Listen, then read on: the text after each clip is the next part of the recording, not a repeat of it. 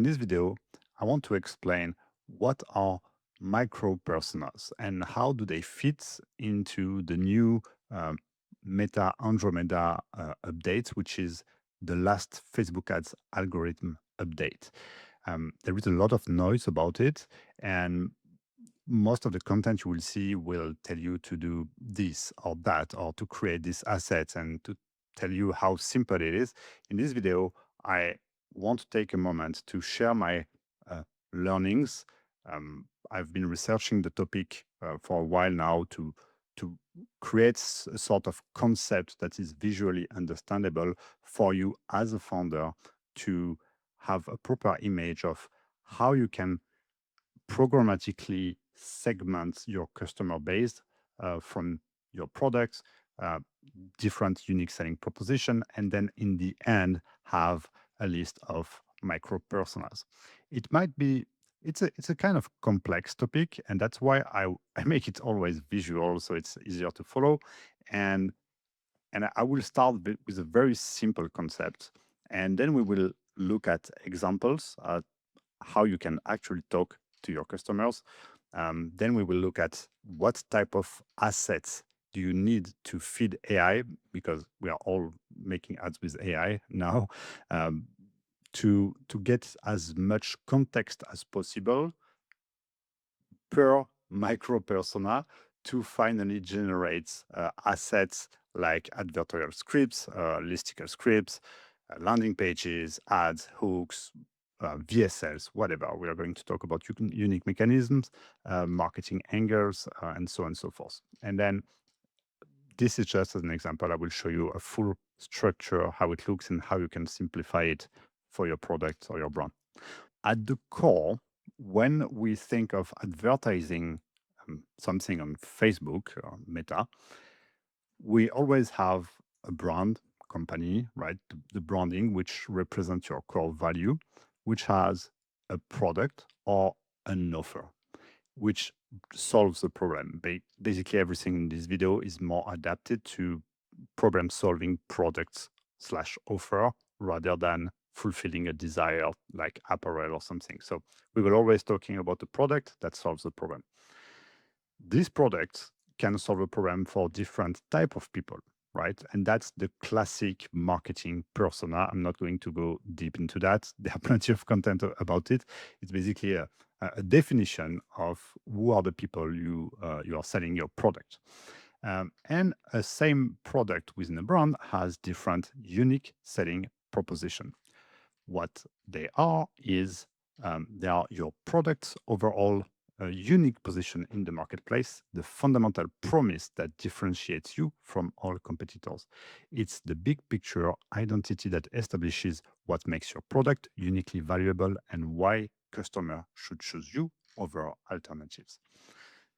Generally, you don't have that many. And that's kind of funny that we say unique selling proposition, but we always have several. Why? Is because these terms comes from back then when they had to pick one to advertise in like the whole physical world before we had Facebook ads. They needed to pick one. Now we can test a different unique selling proposition until we find the one that is the best, but we can advertise several at the same time because we have the means to do so. But anyway, I'm going too far on the unique selling proposition. We have the brand, we have the product that can be sold to different people and that has different unique selling proposition. Now, each of these people has a specific awareness stage. Don't worry, it's a little bit theoretical. I'm going to show you right away how it looks in real. So this is from a book from Eugene Schwartz, Breakthrough Advertising, very good book, fundamental in marketing. Basically, you have unaware, they have no idea, they even have a problem. Problem aware, they have a problem, but they basically don't know there are solutions existing to solve this problem. Solution aware, they have the problem, they know solutions exist, but that's it. Product aware, they actually know the products that are solving this specific problem. They have dug into the problem enough so they are aware of all the products in that specific category.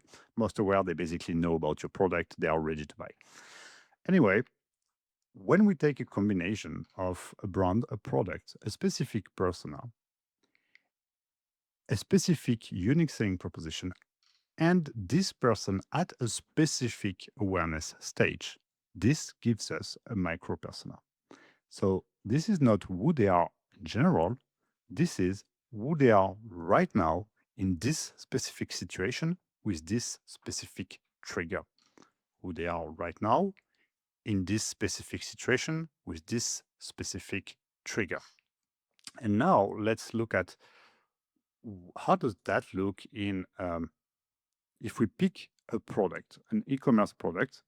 We can pick a chemical-free mattress, big market, plenty of competitors out there, right?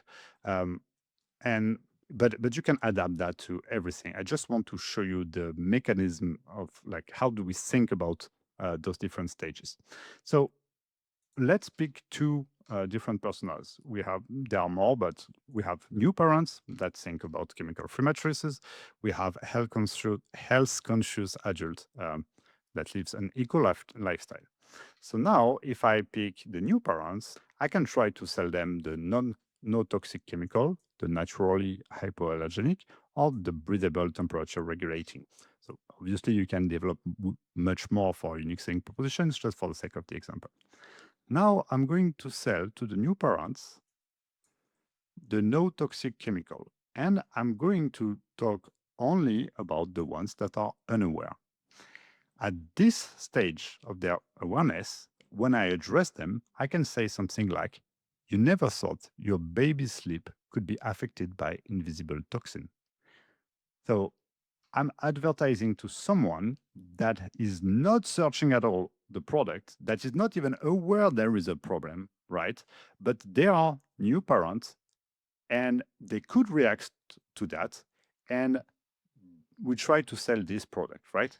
So at the awareness stage, I'm trying to show them that there is a problem, actually. Now, if assuming they are already aware of the problem, so they are problem aware, then we can say something like, tired of worrying about off-gassing and hidden chemicals in baby's product? This solves it at the root. So here we are pointing out the problem because they already know it, right? And we explain how we can solve that. So we want to move them on the ladder on the next stage, right? Now, if they are solution aware, meaning they became aware of the product and they even went in far enough so they know there are solutions. You can say something like, why removing glues, synthetic foams, and flames retardant matters more than switching brands. So now we are talking about specific thing, glues, synthetic foams, flame retardant. That's something that if you start talking about those things to these people, they have no clue about it, absolutely no clue. They don't even know that there is a problem behind it. So it won't work. But if you are trying to address this specific segment of the market, basically this micro persona, then you can address them this way. And it goes on and on. And just take another example, health conscious adult living an eco lifestyle. And we want to address them with the unique selling proposition that it is naturally hypoallergenic. In that case, if they are unaware, then you can say something like, you never thought your unexplained allergies might come from your bed. So here, they are not looking for a mattress, right? They don't even know naturally hypoallergenic, chemical-free mattress is a good thing, but maybe they have allergies. So now you are pointing out the problem. They already know they have allergies, and you say it might come from your bed. And then now the next step, so that is the ad basically, and the next step will be to educate them on why is it coming from your bed. And turns out, guess what's the solution? It's the chemical-free mattress. That's the whole thing. Okay, now if we look at what it could mean in real life, because that's just an example, but you might have several products, that have several personas. Each product has different USPs, and it's very hard to create ads and differentiate the message for each of them, right? And it could look like that. That's what I want to show you. There is nothing more than just showing you visually what it could look like, and even way more complex if you have several products. You can have like here you can count. I think it's 45 different micro persona. You can have 300, 400, 500. But anyway, when you have that, you also kind of realize that some won't make sense, right? You can't advertise every persona. For example, we are talking here about direct response marketing, so we want persona to take action and want to we want customers to take action and we want to convince them. Most aware, I would say, I wouldn't. Yes, you can consider most aware as a micro persona in that sense. However, there is not much work here to do apart from just pushing the product, pushing offers, but it's not about convincing. So you can kind of remove one every time, basically. Then unaware, um, not every brand will go after people that are unaware in the market because it costs a lot, because there is already so many people that are problem aware, solution aware, sometimes product aware that are ready to buy or way more likely to buy. So you don't want to spend your ad dollars to go after the unaware ones that are hard to convince. It only matters when you have a lot of budget and you want to reach a very, very large market. So basically, you could say that you could simplify it with those two in the end. Problem aware and solution aware. Um, you want to have to talk to people that at least know that they have a problem, and you want to address them differently. If you will talk specifically about your solution, then they need to be solution aware. I just wanted to say that it can be complex, but you can simplify it back. But what's important is to understand the structure and how to think about it. Okay, now what to do about it? How do you create ads? How do you create a system that uh, that solves this marketing problem? And when I'm saying talking about systems, of course, I'm talking about AI. That's what we all do. We create ads with AI, and that's what I do. Basically, I'm what I do for a living. Actually, it's creating um, systems that increases creative distribution while keeping in place the fundamentals of direct response copywriting at scale, basically. And for that, the thing that matters the most is to keep context, like to give enough context to AI so it can output something that make actually sense and not some random like um, bad ads, like probably most of people do, but well, whatever. That's not what we are here to talk about. We are here to talk about how do we make great ads. Let's talk about the first step. We have the brand. We need the AI to understand what is the brand. And we can also give the AI some existing assets we have about the brand. If you have like past surveys you send to your customers, post purchase surveys, implicit knowledge, like if you, the founder or the marketer within the brand, would have call transcript where you talk about the brand and what you think and the values, and um, you can take those transcripts and put them into sort of big document here that will include everything about the brand. You process all this data and you create one unified report about the brand. And once you have that, you kind of do the same thing for the product, right? You want to create one big document that knows everything about the product. And for that, you can run some deep research AI agent to go and find your competitors, or you can do it manually, it doesn't matter. You can do product research. I don't know if you have um, some specificity in your product ingredient or whatever. And you can also use existing assets, which are surveys, testimonials, reviews, implicit knowledge, code transcript, whatever. You take everything and you create another doc. When I say doc, it's a piece of data that is readable for AI. So at this point, you already have two major pieces that you can use for the next step. Once you have that, those two major pieces will help you to first generate the persona, then generate the USPs. You can do it yourself if you have enough knowledge on your brand, but you can literally use all this data to generate the first batch of personas and USPs. Once you have that, you want to start mapping it out, and you have the different micro persona. So the way I think about it, I mean, it's simple because we have only one, right? But it's creating systems, and you can use whatever. I'm actually working constantly on the system that I'm improving, where I'm using a spreadsheet where I have all these things mapped out that is connected to AI in the backend that will always get the right context. But the principle can be applied to whatever. If you have a SaaS, if you want to do it manually, the principle stays the same.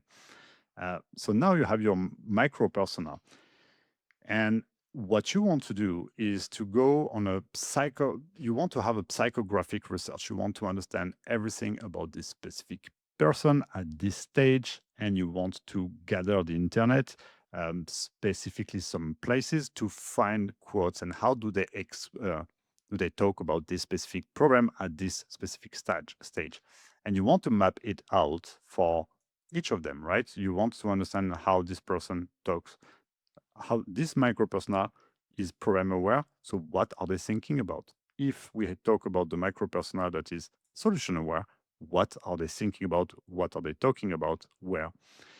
So this requires either manual research, but it's extremely long, or you can use now it's a lot of AI agents scrap the internet, and fortunately they don't have access to a lot of good places. For example, you can't do automatically YouTube comments search, but you can do Reddit. Reddit, you can do it with OpenAI deep research agent.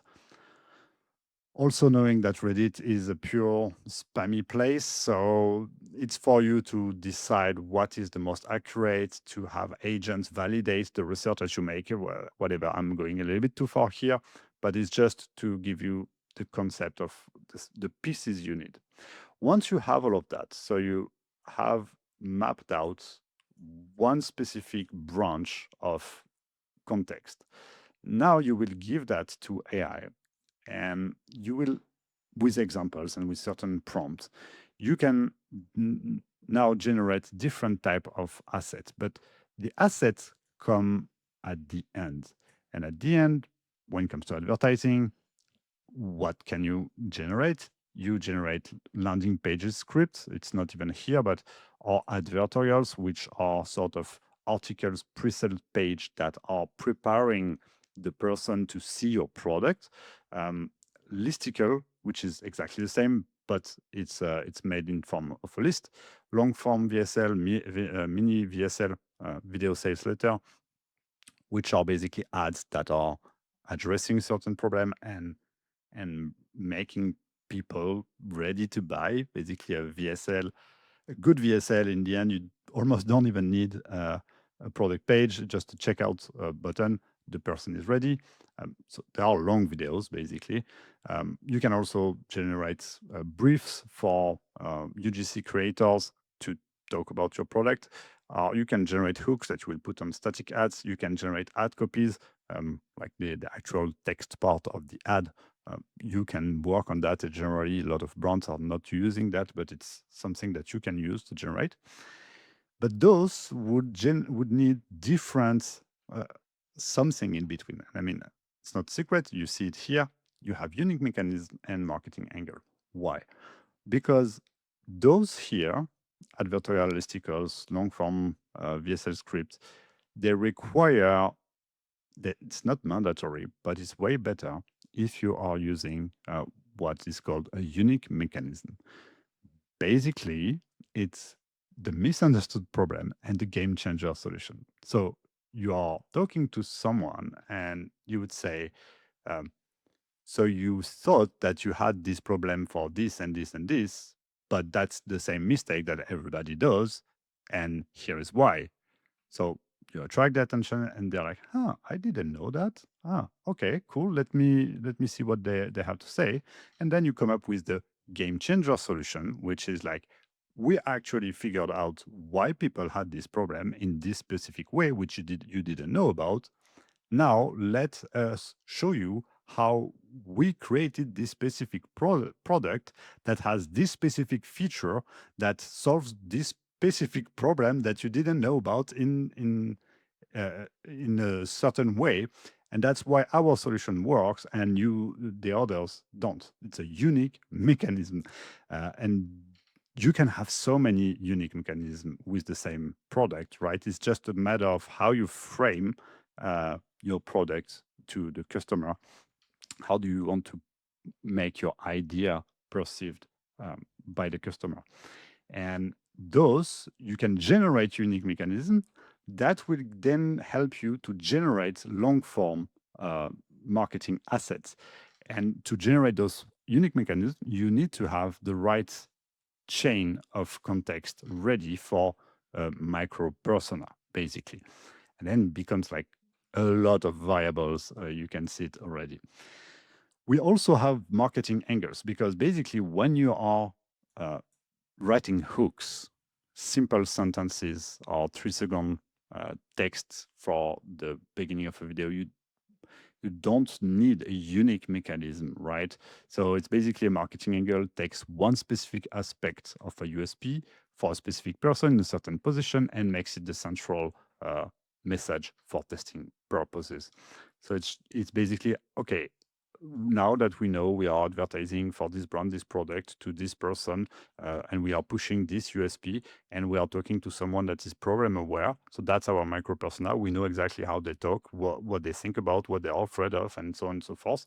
Okay, what are the 10 different ways we can address them? We can talk about the fear of losing that. We can talk about how cool it is when you achieve that. Or those are marketing angles. They are just ways to approach someone to in the end sell the product. So hopefully this video was useful for you as a founder or marketer, and that now you understand better the concept of the micro persona. Uh, it's funny because it's within the context of the Meta Andromeda, but actually, I mean, we were working on that since a very long time. It's not Andromeda didn't created the concept of micropersona, just the terms that now is a little bit hyped. But the principle of addressing someone at a very specific stage of their journey is not new, but turns out now it's exactly what Facebook ads requires, because they always want to serve the ads that are the more accurate to the right person at the right moment. So the more variations you create, and that there comes creative diversity. It's all about that. It's like addressing the right person with the right message at the right moment. I'm working constantly on systems to increase to produce assets at scale while keeping this framework in mind. If you're interested in working with me, the link is in the description. I only work with a handful of clients, so there are a few criteria to fit. But I'm happy to have a conversation with you. And if not, I still hope that you got value in this video, and see you in the next one. Bye bye.